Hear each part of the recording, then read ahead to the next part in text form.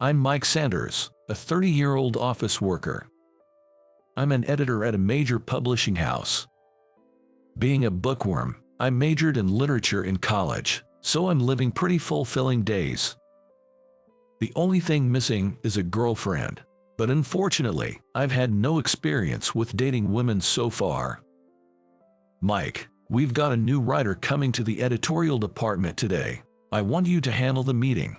Just as the editor-in-chief instructed, I started preparing for the meeting. In fact, a few days ago, our company held an essay contest, and I was assigned to handle the winner.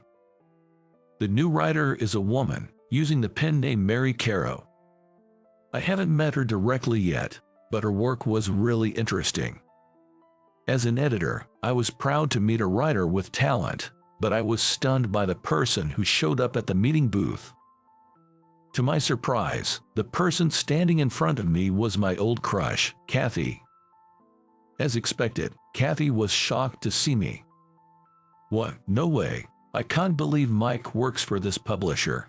I was so engrossed in her pen name that I didn't notice, but her real name, Kathy Capra, was indeed written on the documents the editor-in-chief gave me. Despite being taken aback by this unexpected turn of events, we got down to business immediately. "I've read your work, Kathy, and it's really interesting. We'd like to have you continue to write a regular column for our magazine, so today we'll discuss the details. We also conduct reader surveys in the magazine, so let's aim for the top ranking together." As I handed her the documents and looked straight into Kathy's face for the first time in 10 years. Kathy's beauty hadn't faded at all. She was even more attractive than before. She is 2 years older than me, but her skin is still fair and firm, and her black hair is shiny and full of moisture. Her casual attire, a white blouse paired with dark brown chinos, gave off an air of a sophisticated adult woman. I was completely engrossed in her, listening to her explain her work. When she began to speak, her gaze still fixed on the documents in front of her. "Thanks. Actually, I've always had this admiration for being a writer.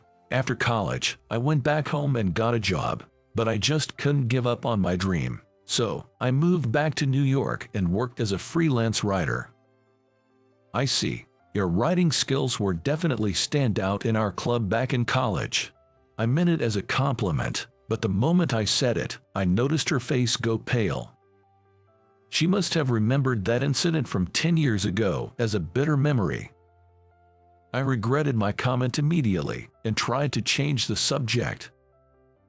Here's my business card. If you ever have any questions, feel free to contact me anytime. Thank you for your time today." As I bowed my head after saying that, Kathy responded with a somewhat tired expression, "Thank you too," and then left the meeting room. Phew. The moment she was gone, I heaved a deep sigh. In fact, we had a history like this. 10 years ago, Kathy and I were in the same literature club at college. Kathy, being beautiful, was admired by everyone around her, considered the club's idol. I also had a secret crush on her. "Mike, I read your review in this men's journal. It's really interesting." "Thank you. I enjoyed your serial novel too." "Really, that makes me happy." With that, Kathy turned to me with a smile as bright as the sun. I was a bit of an introvert, but her cheerful and spontaneous nature had a way of melting my defenses. Sadly, my love stood no chance. That's because she already had a lover. "Kathy, let's head home together." "Oh, okay. I'm coming now." As soon as Kathy saw her boyfriend, Joe, she gleamed with joy and rushed off to join him. Seeing them walk side by side, I thought to myself again, they are really a good match. Joe was the handsome guy from the literature club, and they were well known as a good-looking couple. There was probably no space for an ordinary guy like me in between them. I kept telling myself that, but one day after school, Kathy suddenly asked me, "Want to grab a drink?" There was a heavy rain warning that day, so like other students, I was planning to head home early. However, she insisted, "I really want to drink." and eventually I gave in. There was something off about her that day, and I could sense it. My gut feeling turned out to be right, as she quickly downed her drinks at a fast pace. It wasn't about having fun, but more like she was drinking just to get drunk. Although I was worried about her, she reassured me, "I'm fine," and kept guzzling down alcohol like water. As expected, when we left the bar, a severe storm was raging. As I hailed a cab for Kathy, who was dizzy on her feet from intoxication, she looked at me with a flushed face and asked, "How are you getting home, Mike? I'll grab another cab after this." "You don't need to do that, you could just stay at my place." "How about that? Let's do it." With that, she leaned snugly against my arm. At that moment, my heart pounded wildly, like it was sounding a premature alarm. Sweet temptation from the woman I admired. I agonized over what to do, but in the end, I did not agree to it. "Kathy, if you surrender yourself to the momentum of intoxication, you'll surely regret it. Please take care of yourself." When I told her that, Kathy looked down without a word. Just at that moment, the taxi arrived. After seeing her off, I immediately began to run towards my apartment. Getting wet in the rain didn't matter at that moment. I was confused by her sudden offer, and at the same time deeply self-loathing that I had even for a moment thought of taking it up.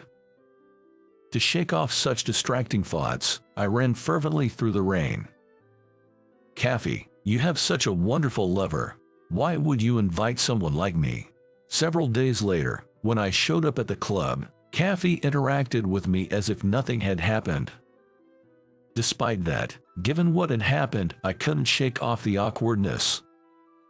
As I was worrying, the club president suddenly suggested, "Let's hang out at Mike's place for a change." Actually, my apartment was right next to the university and had become a hangout for everyone. As expected, Kathy was going to come as well, so I headed towards my apartment with everyone, feeling a mix of emotions. Oblivious to our feelings, the other members were whooping it up and having a great time. Eventually, it turned into a let's just stay the night situation, so we filled the room with mattresses and decided to have a sleepover. Because I was drunk, I fell into a deep sleep but woke up suddenly in the early morning. Just when I tried to go back to sleep, I heard a sobbing sound from somewhere, and curious, I slowly turned my gaze. The one who was crying was Kathy. Kathy. In the midst of everyone else's deep sleep, there was one person drenching their mattress with tears, my senior. I couldn't take my eyes off her, and I was sneaking peeks at her from a crack in my sleeping bag. What could have happened? I was compelled to reach out to her, but I didn't want to disturb the others who were sleeping.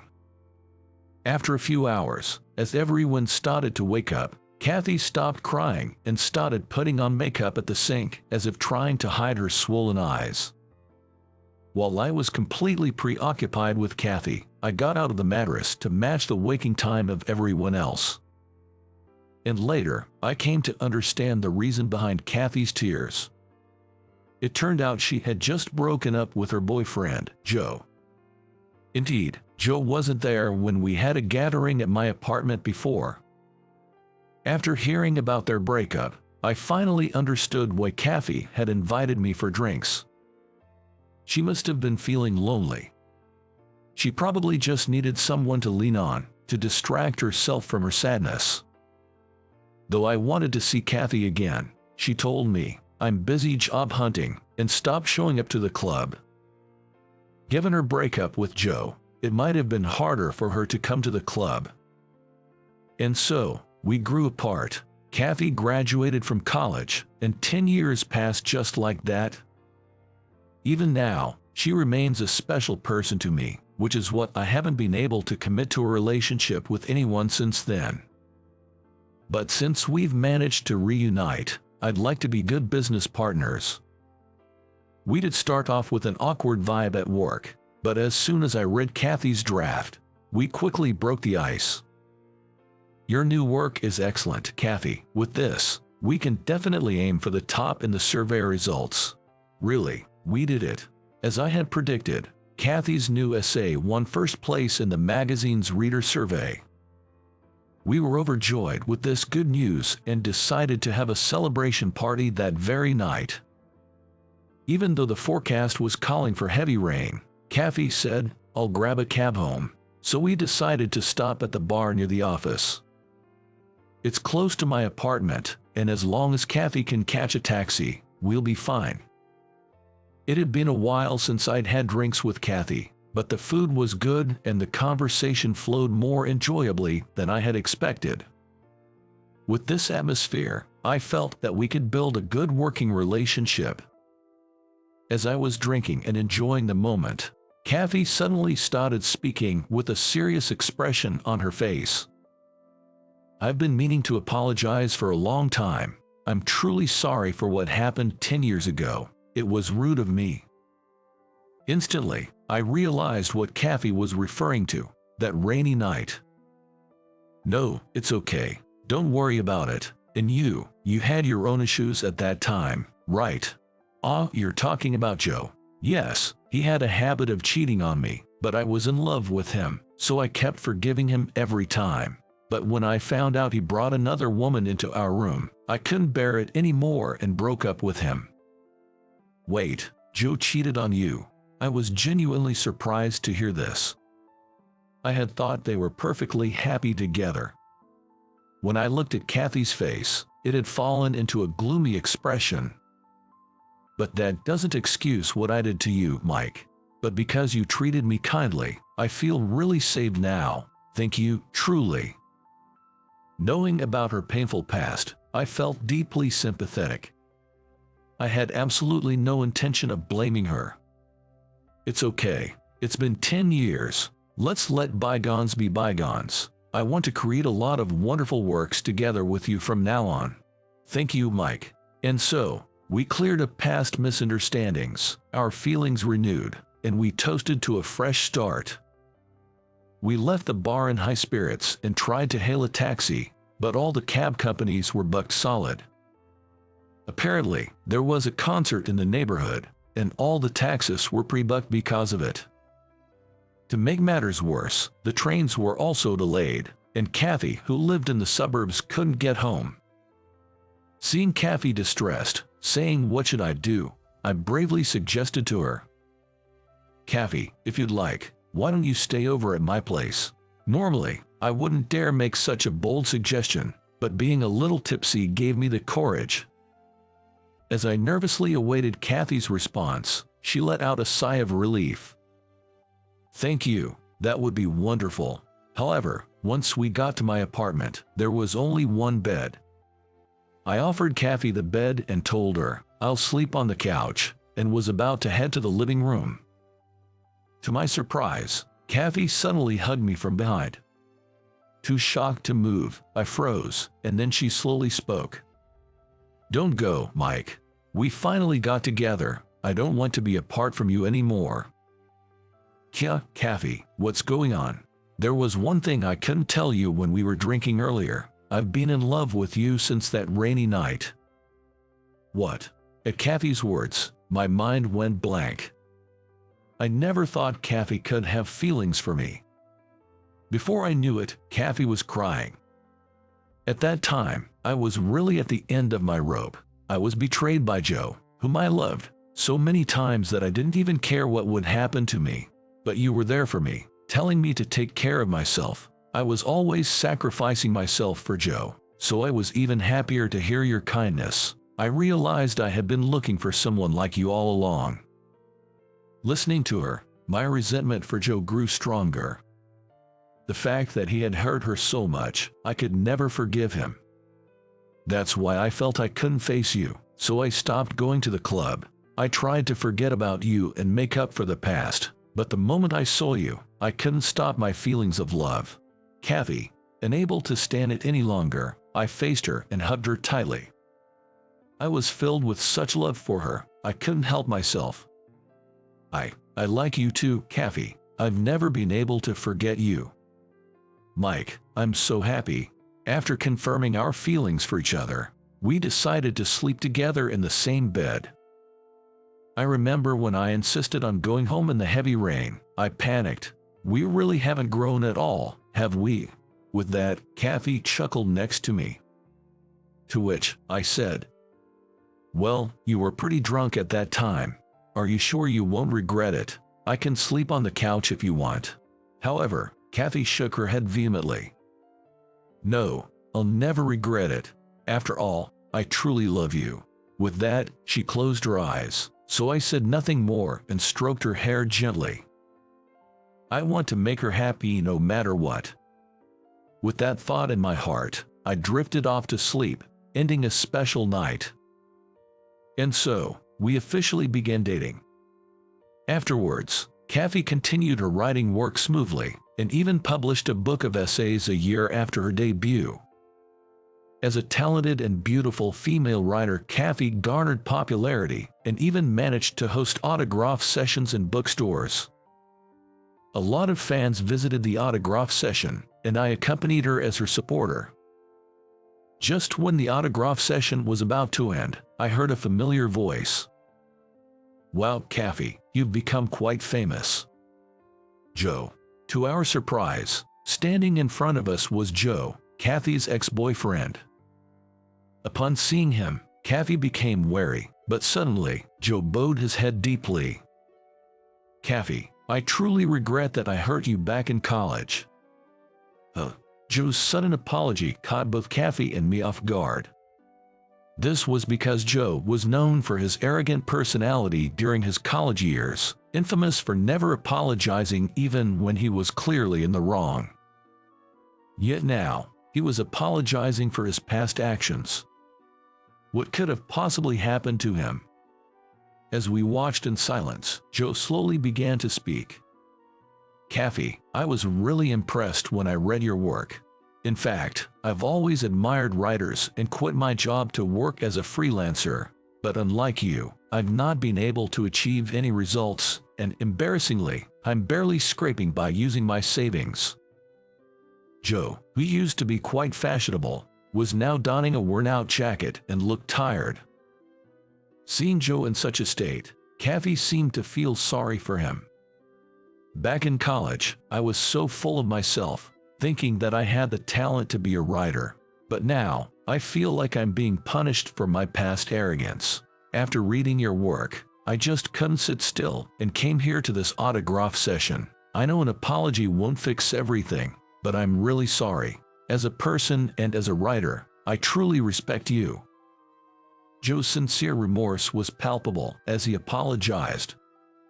It seemed that he had grown as a person through his setbacks.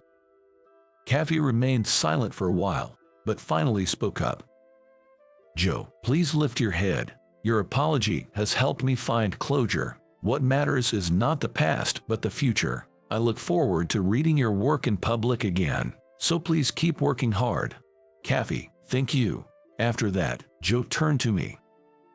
You're Mike, right? Kathy's junior from college. You bring out the best in Kathy, and that's truly amazing.